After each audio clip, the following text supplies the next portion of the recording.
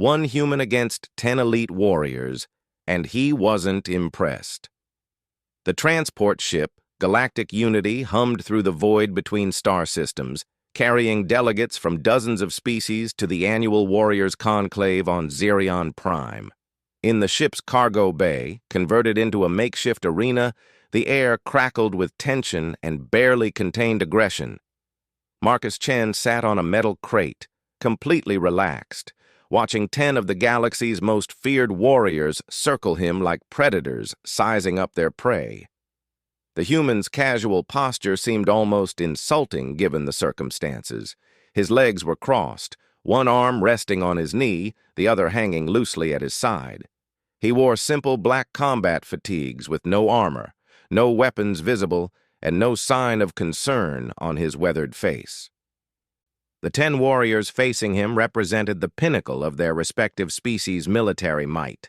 There was Kexthor, a massive Krillian whose chitinous exoskeleton gleamed under the harsh lights. His species had conquered 17 star systems through pure physical dominance, and Kexthor stood nearly 8 feet tall with 4 arms ending in razor-sharp claws. Beside him prowled Zaraquin, a Felinian whose cat-like reflexes and retractable talons had earned her the nickname the Shadow Death across 3 sectors. The Vorthak representative, Grexmal, stood motionless except for the constant shifting of his crystalline skin that could deflect energy weapons. His people were known for their ability to survive in the vacuum of space and their devastating psionic attacks. Next to him, the insectoid hive-mind warrior designated as Unit 317 clicked and chittered, its compound eyes tracking every micro-movement Marcus made. The unit represented millions of interconnected minds working in perfect harmony. Torval the Goliathan flexed his massive frame, easily the largest being in the room at nearly 10 feet tall and weighing close to half a ton of pure muscle. His gray skin was scarred from countless battles, and his people were renowned for their berserker rage that made them nearly unstoppable in combat. The reptilian Saurian, Hisek, coiled and uncoiled his serpentine lower body, while his forked tongue tasted the air for chemical signatures of fear or aggression. The energy being called flux crackled with barely contained power, its form constantly shifting between solid and pure energy. Its species could manipulate electromagnetic fields and had been known to overload entire starship systems with a thought. Beside it stood Mekdar, a cyborg whose organic Andromedian body had been enhanced with cutting-edge technology, making him faster and stronger than any purely biological being. The strangest of all was perhaps Void Whisper, a creature from the edge of known space whose shadow-like form seemed to absorb light itself. Its species existed partially in another dimension, making them nearly impossible to strike in conventional combat. Finally, there was Axel, a warrior scientist whose crystalline body could regenerate from almost any injury and whose mental processing speed rivaled the most advanced AI systems. These 10 beings had volunteered for what was supposed to be a demonstration of interspecies combat techniques. The human delegation had offered one of their own as a sparring partner, claiming it would be educational for all involved. Most of the aliens had expected this to be a brief, somewhat one-sided affair that would highlight human fragility compared to the galaxy's apex predators. Ambassador Veltar, a dignified centaurian with flowing tentacles instead of hair, spoke from the observation deck above the arena. The demonstration will begin momentarily. Remember, this is meant to showcase the diverse fighting styles of our alliance members, non-lethal force only, though minor injuries are acceptable within reason. The warriors acknowledged the announcement with various grunts, clicks, and telepathic confirmations. Marcus simply nodded once, still not bothering to stand up from his improvised seat. Kexthor couldn't contain his confusion any longer. Human, do you not understand the situation? You face 10 of the most elite warriors in known space. Where is your armor? Your weapons? Do you wish to surrender before we begin? Marcus looked up at the towering Krillian with mild interest, as if someone had just asked him about the weather. "I'm good, thanks, though I appreciate the concern." The casual response sent ripples of disbelief through the assembled warriors. Zara Quinn's ears flattened against her skull, a sign of irritation among her people. "This is no game, human. We are not holding back our capabilities for your comfort." "Wouldn't expect you to," Marcus replied, finally standing up with fluid grace. Even at full height, he was dwarfed by most of his opponents, standing just under 6 feet tall with an average build that looked almost frail compared to the assembled might facing him. "Are we starting, or are we going to talk this to death?" Unit 3117's compound eyes glittered with the collective intelligence of its hive mind.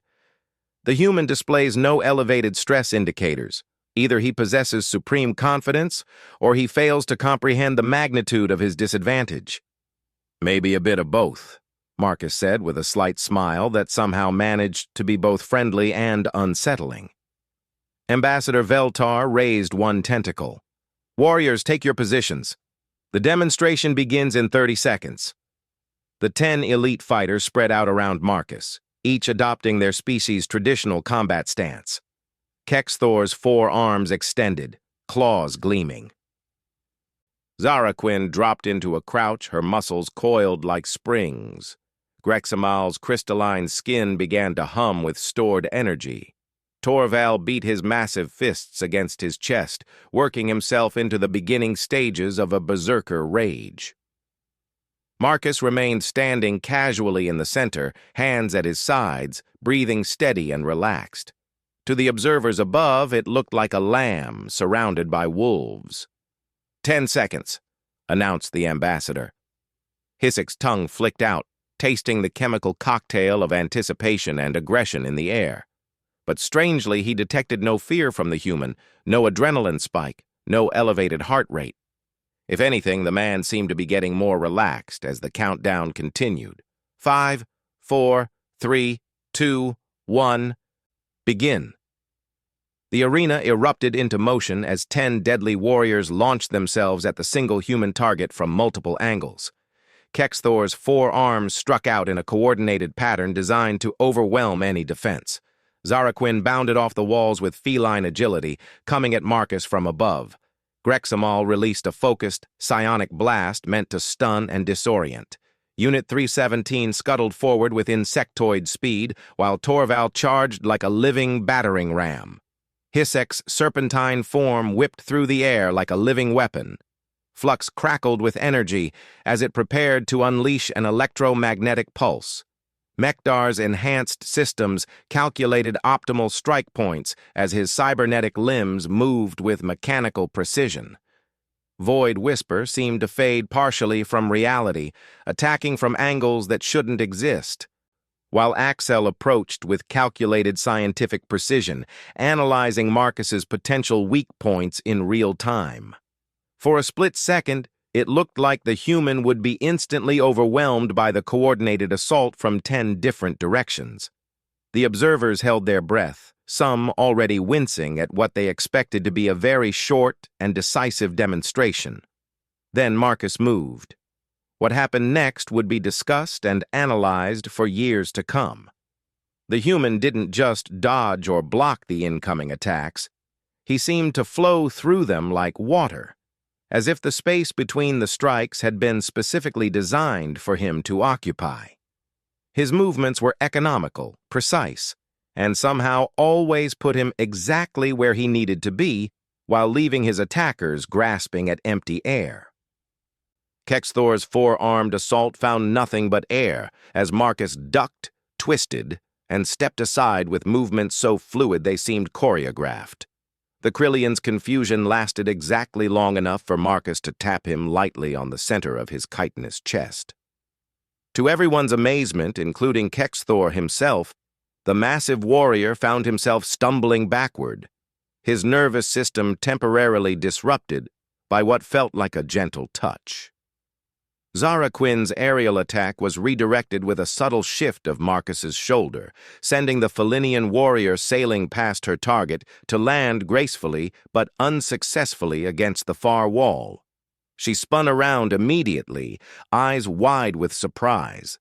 In all her years of combat, no opponent had ever made avoiding her strikes look so effortless. Grexamal's psionic blast hit Marcus squarely, but instead of the expected stunning effect, the human simply blinked once and continued moving as if nothing had happened. The Vorthak's crystalline features registered shock. His mental attack should have dropped any biological being instantly. Unit 3117's collective intelligence struggled to process what it was witnessing. The hive mind's calculations had predicted a 97.3% probability of immediate human incapacitation. Instead, their representative found itself gently but firmly redirected into Torval's charging form, causing both warriors to collide in a tangle of chitin and muscle. The berserker Goliathan roared in frustration as he disentangled himself from the insectoid warrior. His rage-enhanced strength should have been unstoppable, but somehow the human had turned his own momentum against him without seeming to exert any force at all. Hissek's serpentine strike was the fastest attack in his species' arsenal, but Marcus simply wasn't where the Saurian expected him to be.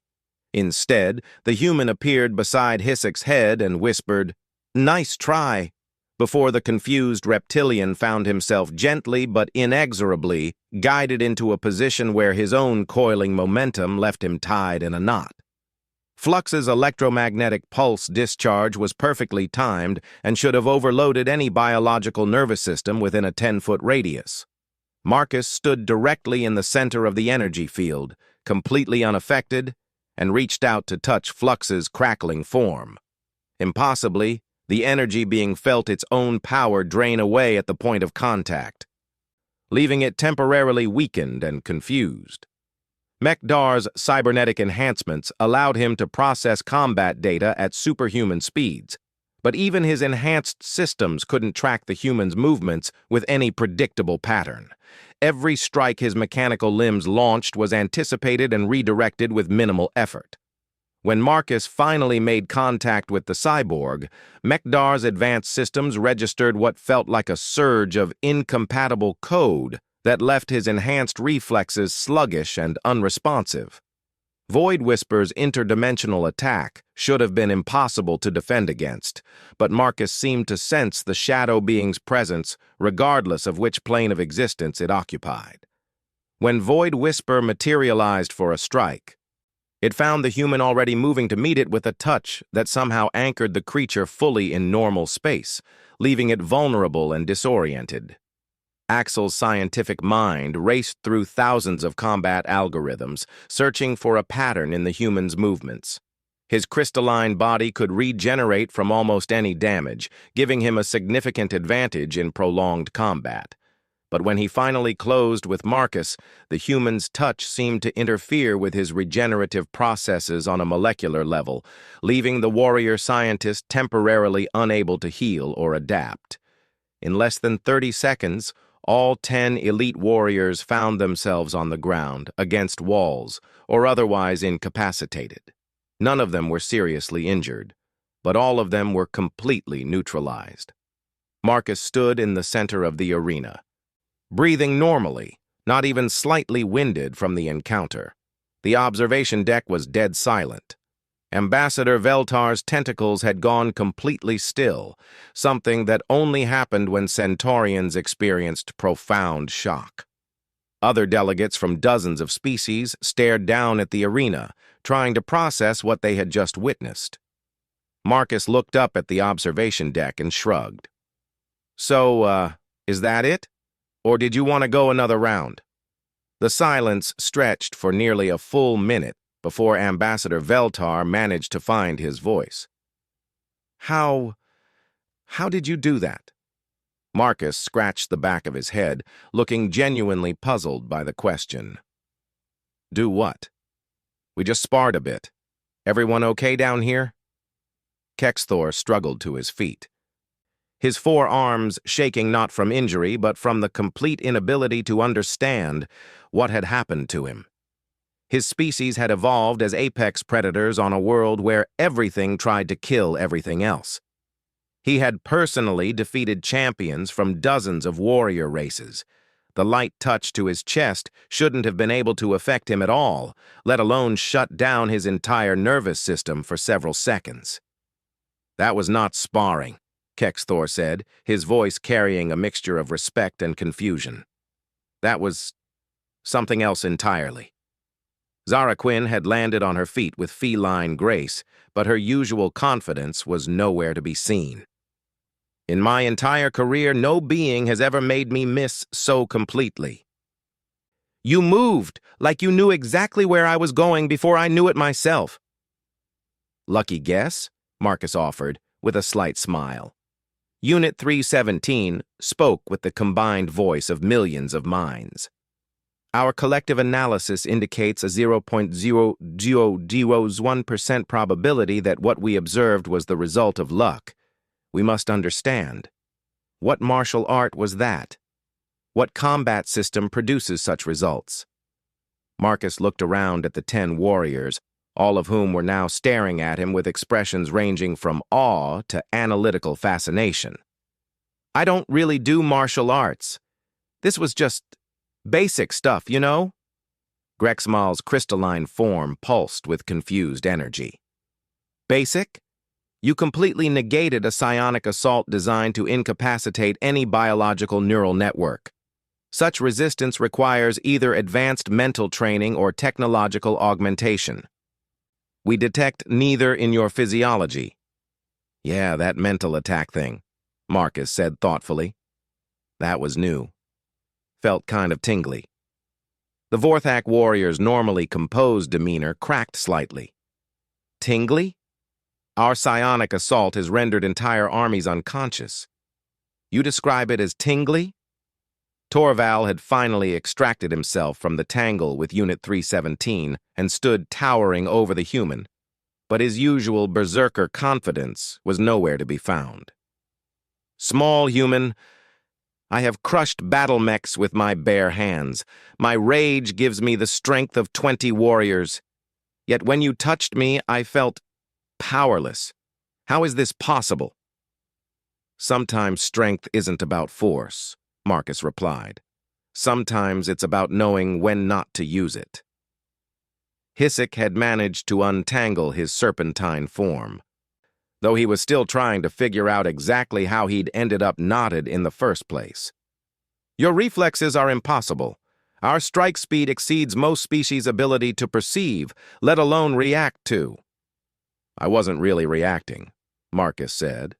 "More like responding to what was already happening." The distinction seemed meaningless to most observers, but Axel's scientific mind latched onto the phrasing immediately. "Explain the difference between reacting and responding."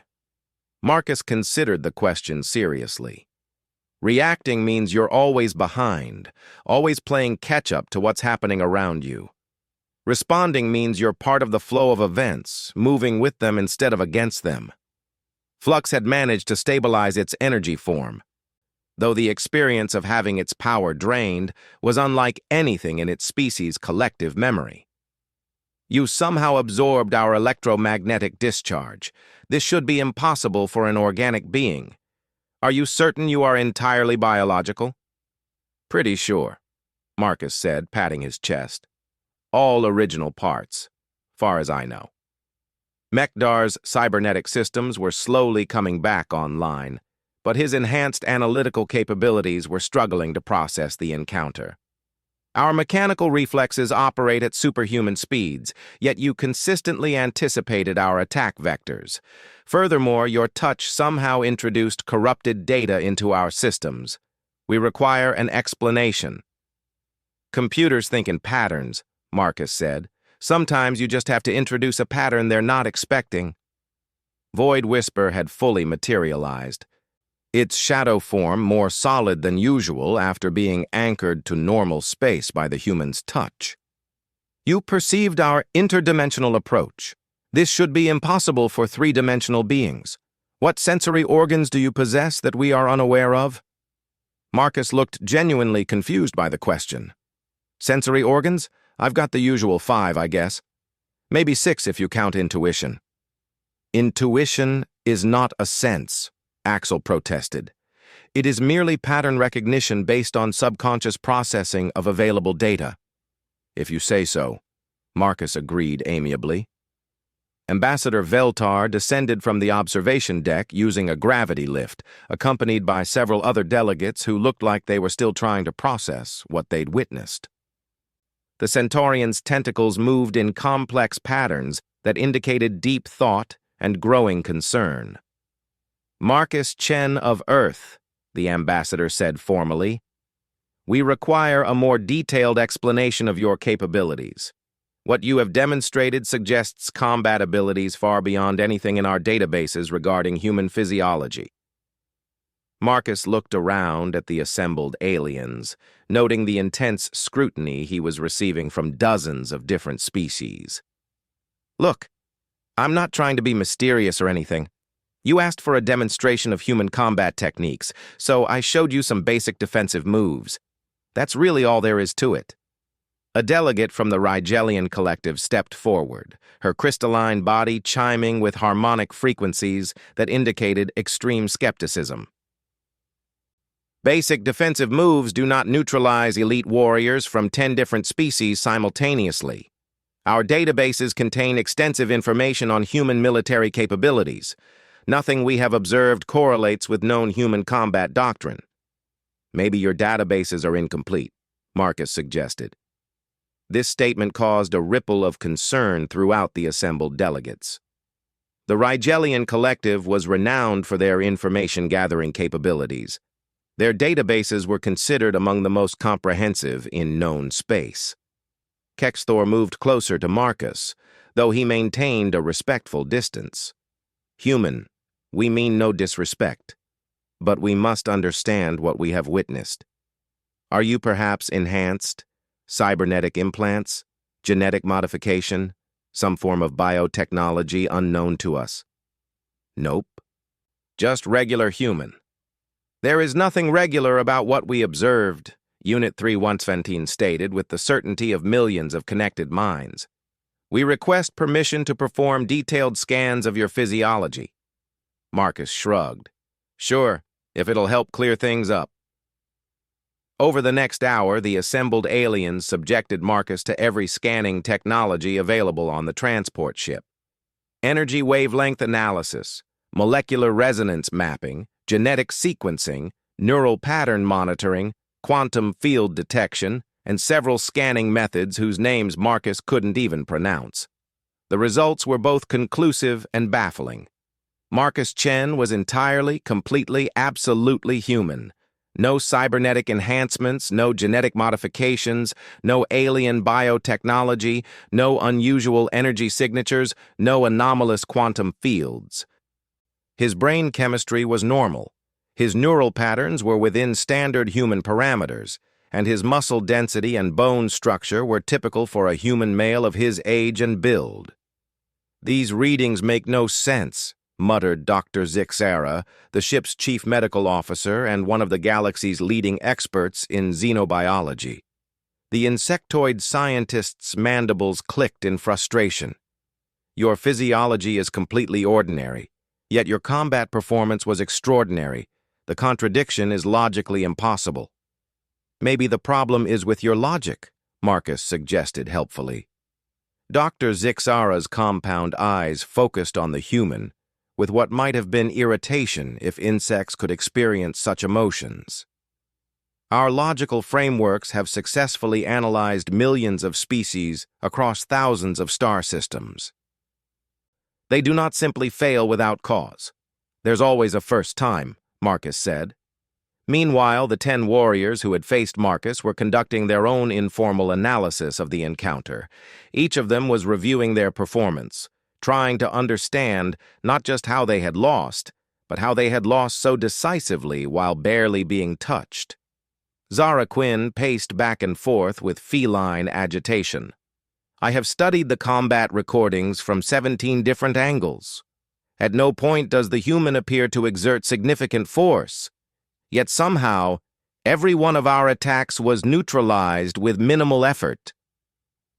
The efficiency is unprecedented, agreed Mekdar, his cybernetic systems now fully operational, but still carrying corrupted data from his encounter with Marcus. Our energy expenditure during the engagement was enormous. His was negligible. The mathematics alone suggest capabilities far beyond baseline human parameters. Grexmal's crystalline form continued to pulse with confused energy patterns. We have encountered human warriors before. They are formidable in their own way, but they rely on technology, strategy, and determination to overcome superior physical capabilities. This human demonstrated none of those compensatory behaviors. He simply was superior. Not superior, Torval rumbled thoughtfully. Different. We approached the encounter as a contest of strength, speed, and aggression. He approached it as something else entirely. But what? Asked Hisek. What framework allows a baseline biological being to neutralize warriors of our caliber with such ease? It was Void Whisper who provided the first real insight. Consider this. We each fought as individuals, using our species' traditional combat methods. The human fought as if he understood all of our methods better than we did ourselves. Unit 3117's collective intelligence processed this observation across millions of connected minds. You suggest he possessed advanced intelligence regarding our combat capabilities? More than that, Void Whisper replied. He fought as if our attacks were part of a pattern he had seen countless times before. Not just our individual techniques, but the underlying principles that make them effective. Axel's scientific mind seized on this line of reasoning. An interesting hypothesis. If the human somehow possessed deep understanding of the fundamental principles underlying all combat systems, he could theoretically neutralize any specific technique by addressing its foundational assumptions. But how could any being, even one with access to extensive databases, achieve such universal understanding? Wondered Flux, its energy form crackling with renewed interest. The answer came from an unexpected source. Marcus himself had been listening to their discussion with apparent interest, and now he stepped into their circle with the same casual confidence he'd shown throughout the entire encounter. "You're making this more complicated than it needs to be," he said. "Fighting isn't really about techniques or systems or capabilities. It's about understanding." "Understanding what?" demanded Kexthor. "Understanding that everything is connected," Marcus replied. "Your body, your mind, your emotions, your intentions, the space around you, the people you're with, the moment you're in. Most people fight like they're separate from everything else, like they're trying to impose their will on a hostile universe." The warriors stared at him blankly. "But what if it's not hostile?" Marcus continued. "What if you're part of it, and it's part of you? What if instead of fighting against everything, you just moved with it?" Zaraquin's ears perked up with interest. "You speak of harmony in combat. Some of our warrior philosophers have similar concepts, but they require decades of training to achieve even basic proficiency." "Maybe because they're trying to learn it instead of just doing it," Marcus suggested. "The distinction being," asked Axel, "learning implies you don't already know it, but maybe you do know it. Maybe everyone does. Maybe it's just a matter of remembering instead of learning." This philosophical direction was making several of the warriors visibly uncomfortable. Torval, in particular, looked like someone had suggested that violence might not always be the answer to every problem.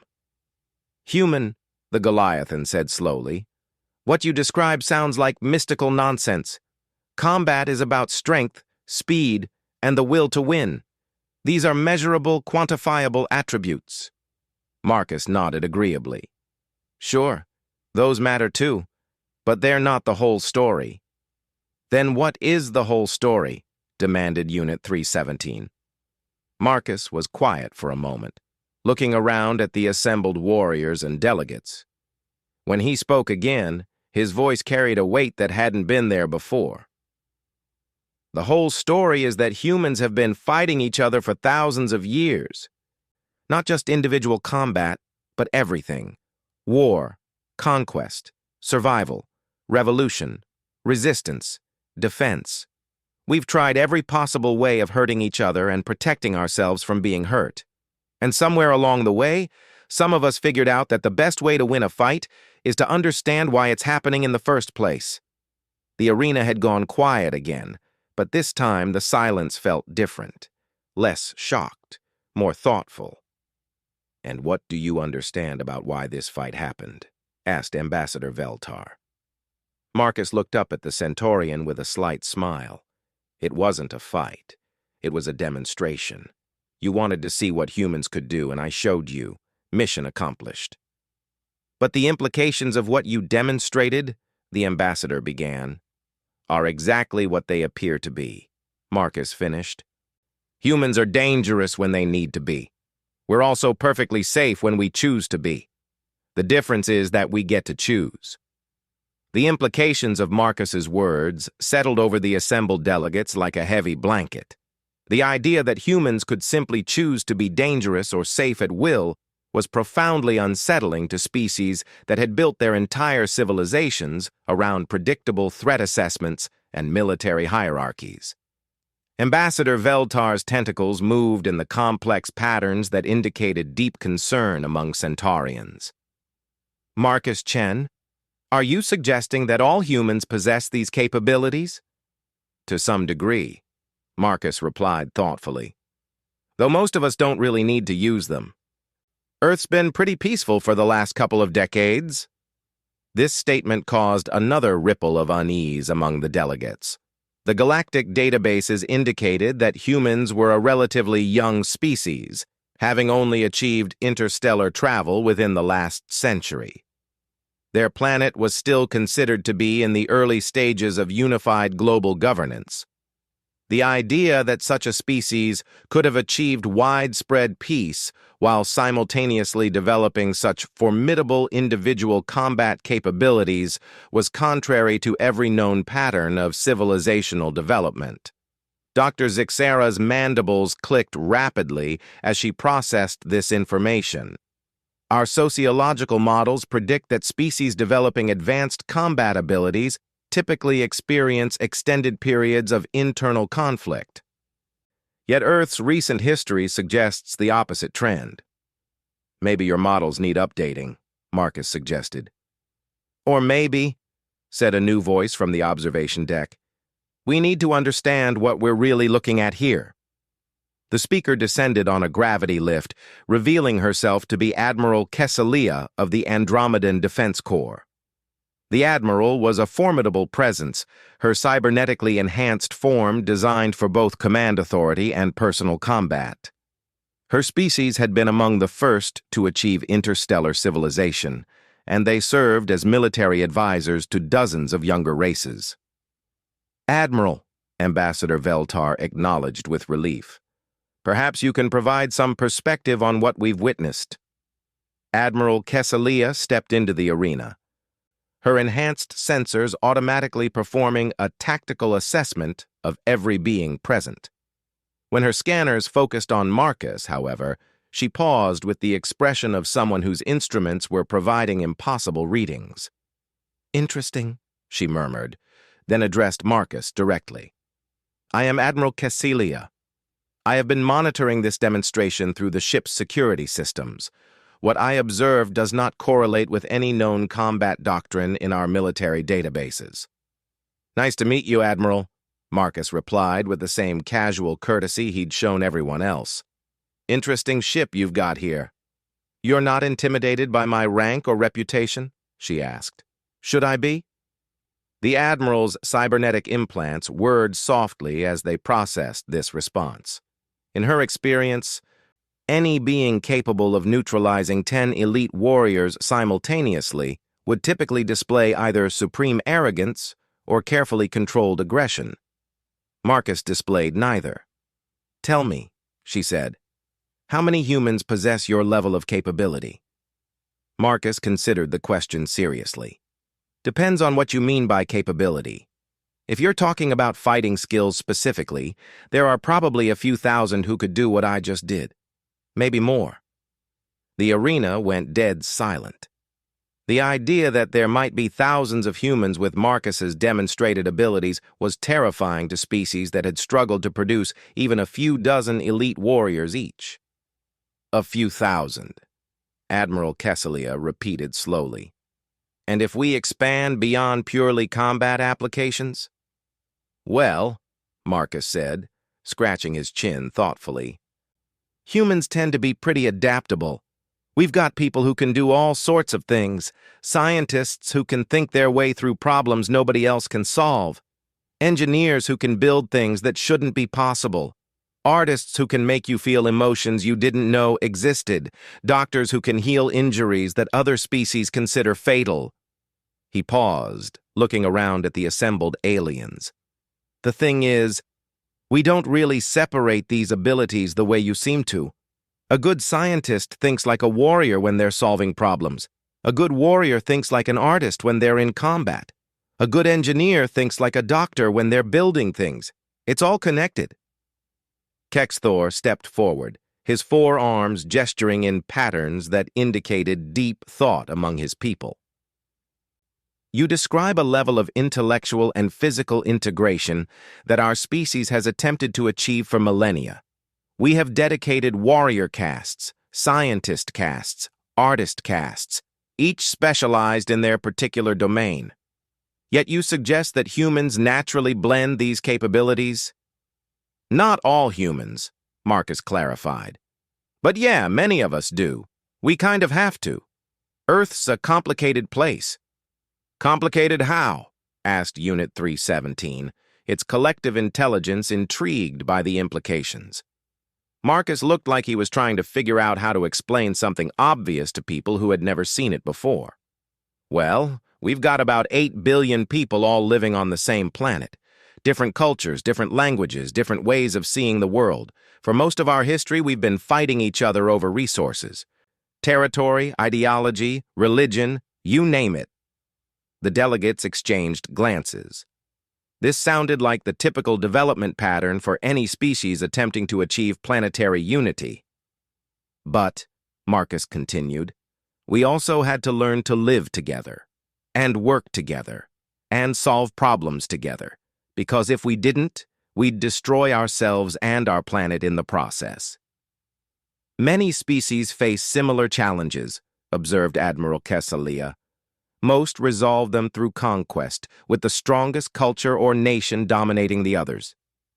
We tried that, Marcus said with a slight smile. Turns out it doesn't work very well in the long run. The conquered people don't stay conquered. They adapt, they learn, they find new ways to resist, and eventually, they become stronger than their conquerors. Grexmal's crystalline form pulsed with interest. You describe a cycle of resistance and adaptation. This suggests that human development has been driven by constant conflict and resolution. Pretty much, Marcus agreed. We've been fighting each other and making peace with each other for thousands of years. Over and over again. Each time, we get a little better at both. The implications of this were starting to sink in among the more perceptive delegates. Zara Quinn's feline features showed the first glimmerings of understanding. You're saying that humans have been training for combat and diplomacy simultaneously for your entire recorded history.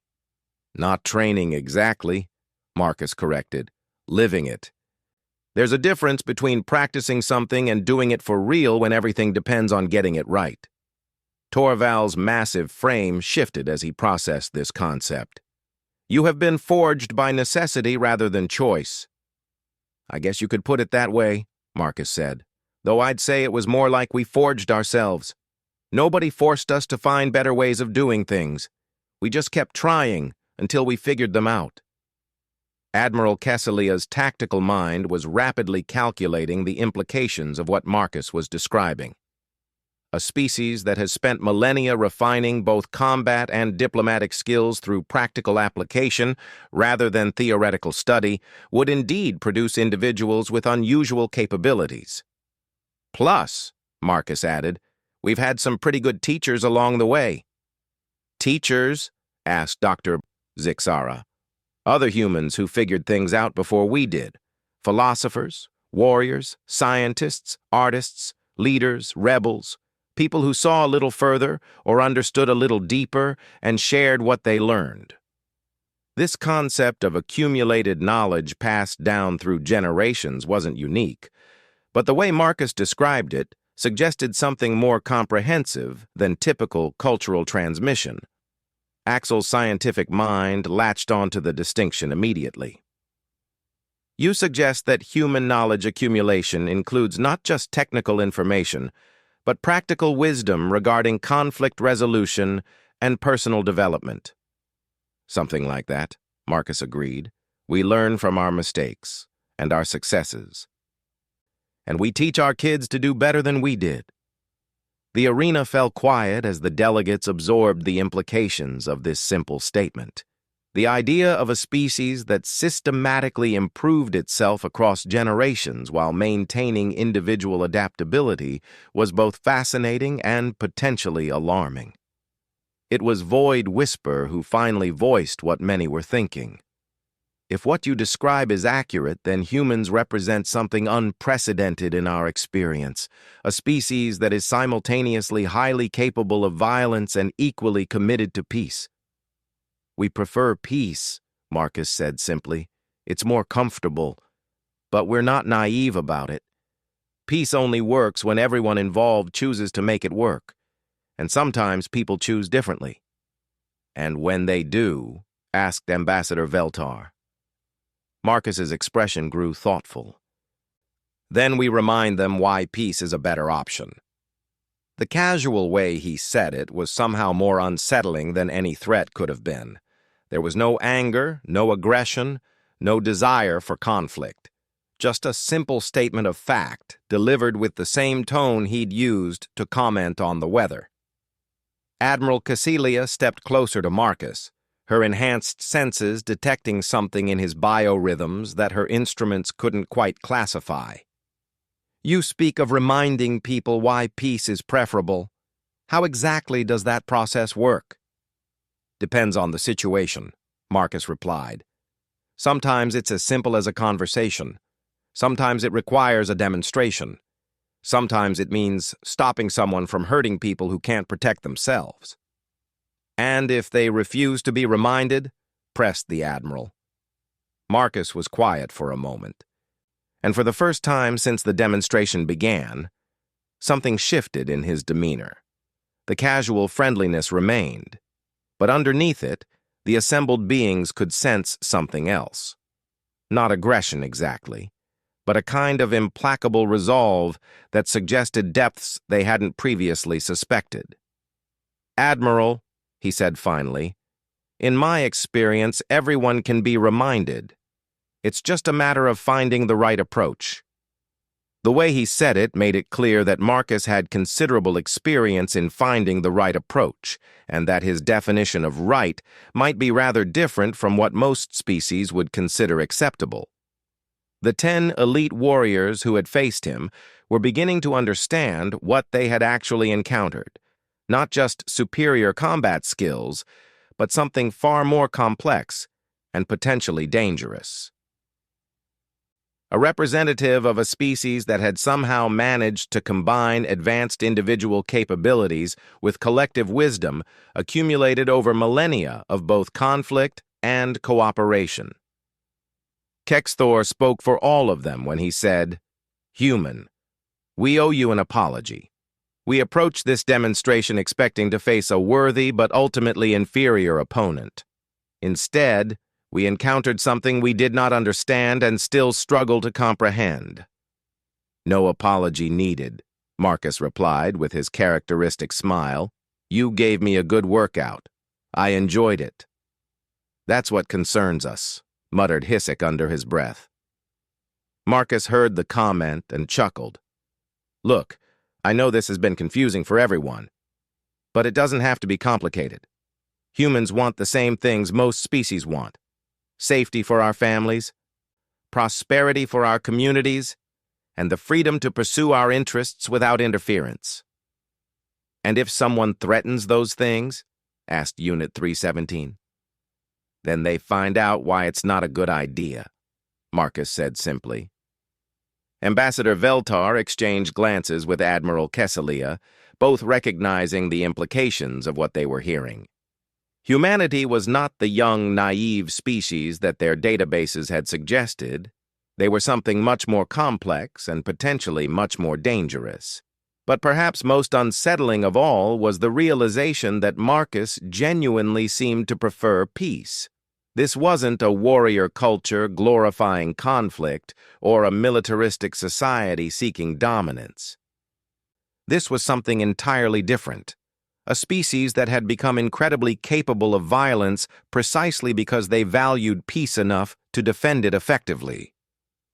As the demonstration officially concluded and the delegates began to disperse, each carried with them a new understanding of their human allies. Earth was no longer a minor partner in the galactic community that needed protection and guidance.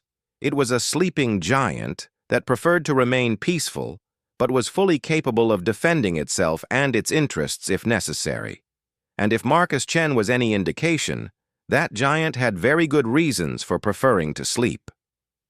As Marcus prepared to leave the arena, Admiral Kesselia approached him one final time. "Before you go," she said quietly, "I need to ask, what you demonstrated today, is this representative of humanity's defensive capabilities, or are there aspects of human potential that we still haven't seen?" Marcus paused at the exit, considering the question, with the same thoughtful expression he'd worn throughout the encounter. "Admiral, what you saw today was just one person having a friendly sparring match with 10 colleagues. We were all holding back quite a bit." He smiled at the expression on her face. "But don't worry about it too much. Like I said, we prefer peace. And now that we're all friends, there's no reason for anyone to find out what we're like when we're not holding back." With that, Marcus Chen walked out of the arena, leaving behind a group of beings who would spend years trying to fully understand what they had witnessed and what it meant for the future of galactic civilization. The demonstration was over, but the real education was just beginning.